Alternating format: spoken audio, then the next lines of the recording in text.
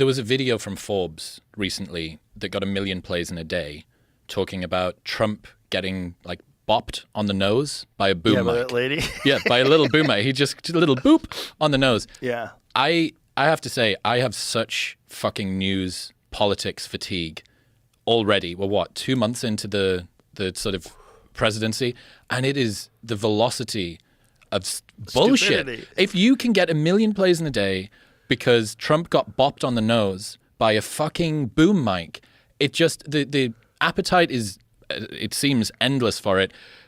It just feels, it's exhausting. I'm kind of having to check out. And I know that people say, oh, well, it's a luxurious position. You don't need to pay attention to politics. It's a luxurious position for you to be in. People at the bottom, they do need to pay attention to politics.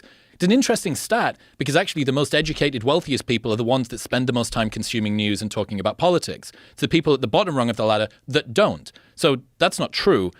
I'm just fucking exhausted. I'm so... You're allowed to be exhausted.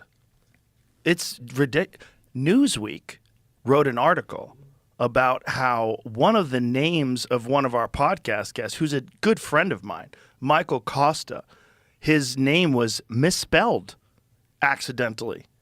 On the feed? On the feed. On the Rogan feed. Newsweek... Is that you, Jamie? It wasn't even misspelled. I don't know. It was miscapitalized. It's the second letter had a capitalization too on accident, and I don't know. The defense rests its case here. It wasn't even misspelled, right? It was M-I, Michael Costa.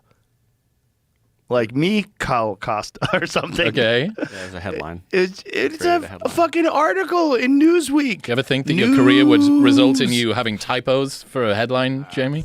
I can't. Newsweek. I don't even know which ones we've missed. I'm sure there's been other ones. That's just the first one. 100%. What happens? It happens. People make mistakes. You're typing things in. Yeah. But the fact that it's an article that we're being called out for a typo.